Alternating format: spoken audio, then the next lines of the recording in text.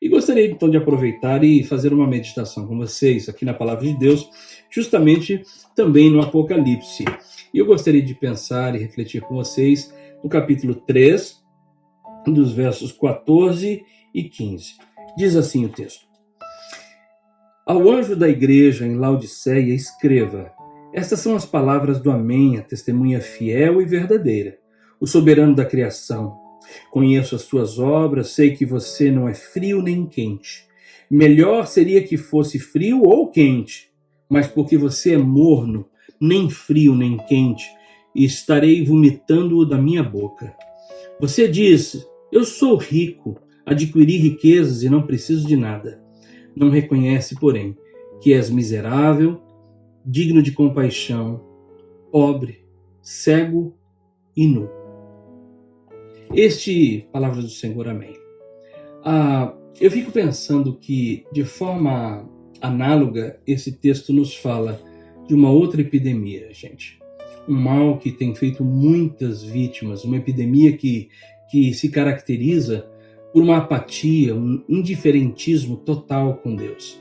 Como a gente pôde ler, a primeira manifestação dessa epidemia parece ocorrer lá na cidade de Laodiceia, na região da Frígia, na Ásia Menor, por volta do 3º século a.C., uma cidade que foi nomeada assim por Seleucida Antíoco II, em homenagem à sua mulher, que se chamava Laodice.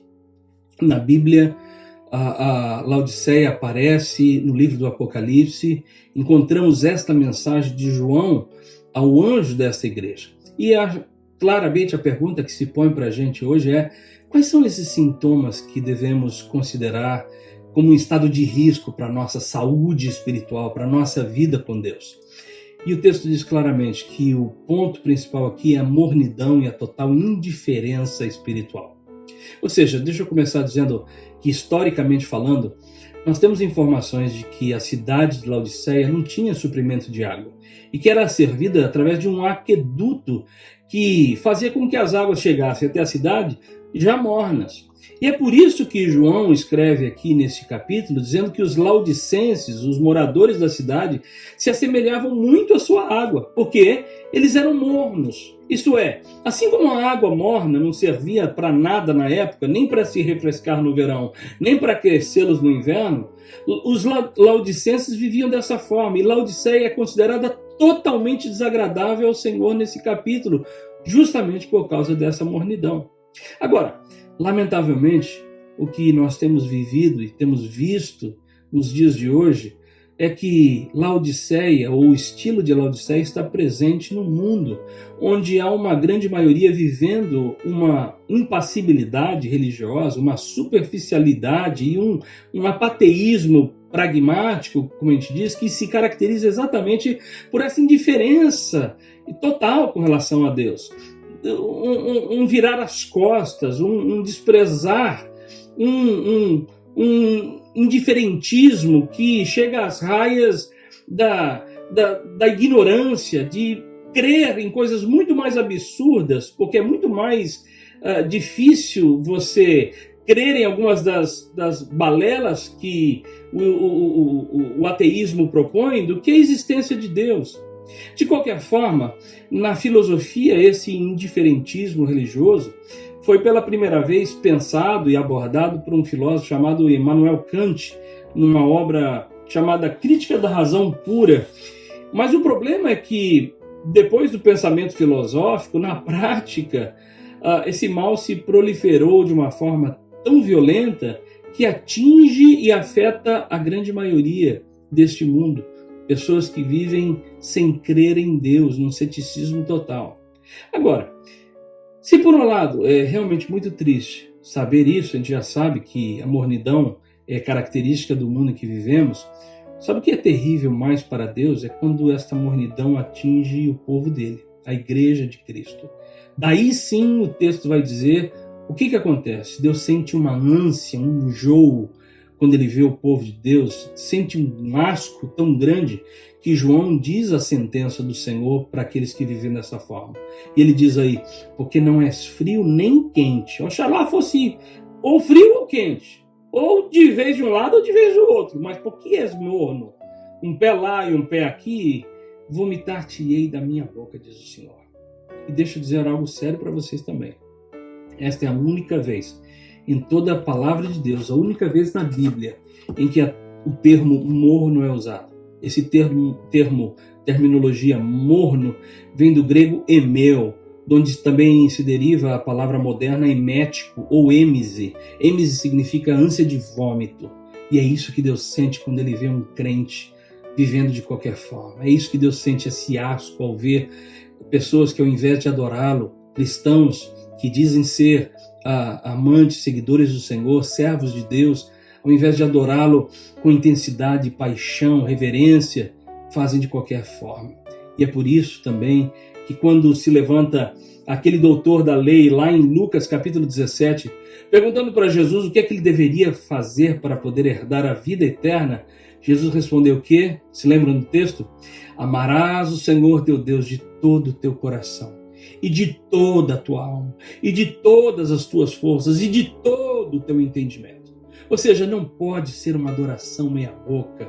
A entrega tem que ser total. O nosso amor por Deus, a nossa paixão, o nosso serviço, o nosso compromisso com Ele deve ser de boca, de corpo, de alma, de espírito. Amém.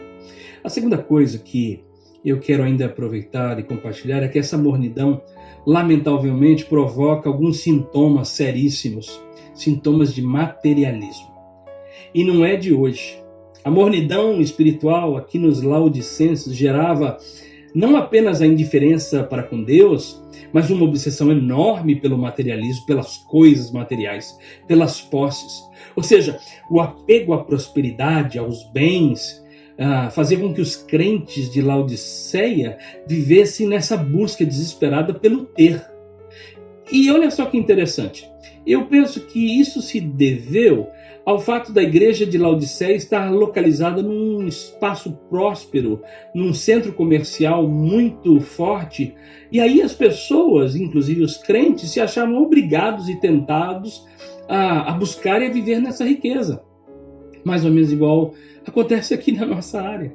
Na nossa região, vivemos num centro comercial muito privilegiado. Mas ao invés dos crentes de Laodiceia entenderem o sentido do valor efêmero das coisas materiais, pelo contrário, até os crentes daquela época, como muitos de hoje, olhavam à sua volta e cobiçavam o modo egoísta, materialista, carnal e diabólico daqueles que não tinham a Deus no seu coração. Resultado, enquanto eles pensavam que eram ricos, Jesus diz no versículo que a gente leu aqui: vocês pensam que têm tudo. Dizem, eu sou rico e estou enriquecido, nada me falta, mas não sabes que és um desgraçado, miserável, pobre, cego e nu. Palavra dura essa. Palavras pesadas. Não sabem que são desgraçados, miseráveis, pobres, cegos e nus. E de fato, né, gente? Tem gente que é tão desgraçada, tão pobre, que a única coisa que eles têm é dinheiro. Em 2015, eu publiquei um artigo aqui nos Estados Unidos intitulado A Zica do Domingo, um alerta aos pastores de igrejas imigrantes aqui nos Estados Unidos. E como naquele ano a gente tinha a evidência do Zika vírus, eu escrevi esse artigo fazendo um trocadilho, uma brincadeira com a palavra Zika ou zicado, que é um termo muito comum na região do norte e nordeste do Brasil e significa exatamente estar com problemas. E se vocês me permitirem, hoje eu gostaria de ler o texto para vocês que não tiveram a oportunidade na época de ler o artigo, nem vir a publicação. Eu gostaria de ler esse artigo aqui para vocês. A Zika do domingo. O Zika vírus tem provocado intensa mobilização nas autoridades de saúde em vários países. As preocupações aumentam por conta da rápida disseminação desse vírus em todo o mundo. Paralelamente a este problema de saúde, um outro vírus tem atacado crentes de igrejas imigrantes aqui nos Estados Unidos. Trata-se de um mal bem raro, mas muito interessante, que afeta algumas pessoas, impedindo-as de ir aos cultos de domingo. Este vírus pode provocar as mais diferentes reações e causar as mais possíveis e inimagináveis doenças físicas. Gripe, fraqueza muscular, paralisia no braço, nas pernas, dor de cabeça, sinusite, problemas respiratórios, perda de voz, labirintite, etc. ele pode afetar pessoas também de qualquer idade. Aqui em nossa igreja presbiteriana de San Mateo, na Califórnia, o vírus tem se disseminado rapidamente, atacando presbíteros, diáconos, líderes de ministérios e membros em geral. O vírus ataca sempre aos domingos e tem duração limitada ao tempo de culto. As doenças e sintomas só se manifestam em momentos de atividade e programações da igreja. Incrível! Na segunda-feira pela manhã, 100% dos casos, a recuperação é total e todos estão prontos e dispostos para os seus trabalhos e compromissos pessoais. De segunda a sábado, o vírus não se manifesta. O Ministério da Saúde Cristã da nossa igreja está investigando os casos e confirma a correlação da doença ao dólar americano. A infecção desse vírus na vida do crente ocorre no momento em que o dinheiro, ou qualquer outra coisa, passa a ser mais importante do que Deus. A tendência é que tal epidemia continue se alastrando e se torne endêmica no meio de todos os crentes, a menos que curados pela graça de Deus, Efésios 2:8. Os infectados por esse mal continuarão padecendo de micropistia, do grego mikros significa pequeno e pistis, fé, uma condição espiritual em que o tamanho da fé é reduzida. Mas o que é nascido de Deus vence o mundo, e esta é a vitória que vence o mundo, a nossa fé. Muito bem, irmãos, eu queria ler isso para vocês e quero que entendam bem. Com isso, eu não estou dizendo em hipótese alguma que o dinheiro é coisa do mal, é coisa do diabo. O dinheiro não é o mal em si mesmo. O que o apóstolo Paulo nos diz e escreve lá em 1 Timóteo 6,10 é que o amor ao dinheiro é a raiz de todos os males. E alguns, continua ele, nessa cobiça se desviaram da fé e a si mesmos se atormentaram com muitas dores. No ano de 2017, aproveitando também o momento, eu assisti um filme que impactou a minha vida. Um filme se chamava All the Money in the World, Todo o Dinheiro do Mundo. E a trama era interessante, era uma história, uma trama de uma história real de John Paul Getty III, que era o herdeiro do empresário do petróleo John Paul Getty, considerado o homem mais rico do mundo na sua época, chegando até mesmo a entrar em 1966 para o Guinness Book, com um patrimônio estimado em 9 bilhões de dólares. E para a época, de fato, uma fortuna isso. O filme mostra que quando o neto dele é sequestrado, alguns bandidos exigem, obviamente, um resgate, e um resgate alto, de 3 milhões. Mas o que é 3 milhões para um cara que é bilionário? John Paul Getty III se recusa durante todo o filme a pagar o resgate. Então os bandidos começam o quê? A mutilar o menino, o neto, e mandar pedacinhos aos poucos do corpo do menino. Primeiro um pedaço da orelha, um dedo e nada. Até que chega um momento no filme que é muito interessante. Mostra o bilionário entrando numa sala, chegando num lugar com uma maleta cheia de dinheiro. O filme dá aquele close e abre então a mala, quase 2 milhões. E aí a gente pensa, uau, agora ele vai querer negociar e vai tentar pagar o resgate pelo neto. Para o choque de todo mundo, ele vai e faz o lance e compra um quadro, uma obra de arte, enquanto o neto fica para lá. Esse é o exemplo claro do que estou chamando de um laudicense. Esse é um desgraçado miserável, cego, pobre e nu, tão pobre que a única coisa que tinha era alguns milhões de dólares. Por isso, dinheiro não é tudo. Mas concluindo, já que estamos também falando de Apocalipse, gostaria de lembrar que Laodiceia não é o único modelo de igreja e muito menos o modelo a ser seguido. Pelo contrário, é aqui também no livro de Apocalipse, onde nós encontramos uma igreja modelo, uma igreja exemplar, uma igreja fiel a Deus, uma igreja amorosa, uma igreja comprometida com o reino, a igreja de Filadélfia, a quem o Senhor diz aqui, eu sei das tuas obras, eu sei que diante de ti eu pus uma porta aberta e ninguém pode fechar. O Senhor diz, eu sei que tendo pouca força, guardaste a minha palavra e não negaste o meu nome. Eis que farei da sinagoga de Satanás, aqueles que dizem ser e não são, eis que farei que venham até vós e prostrados adorem e saibam que eu te amo. Como guardaste a palavra da minha boca, também eu te guardarei na hora da tentação que há de vir sobre o mundo para tentar aqueles que habitam a terra. Eis que venho sem demora, guarda o que tens, para que ninguém tome a tua coroa. E ainda a promessa a esta igreja é: aquele que vencer eu farei coluna no templo do meu Deus, e dele nunca sairá. Escreverei o nome dele e o nome do meu Deus, o nome da cidade do meu Deus, a nova Jerusalém que desce do céu, do Deus, do Senhor Todo-Poderoso, e também o seu novo nome. Apocalipse 3 também.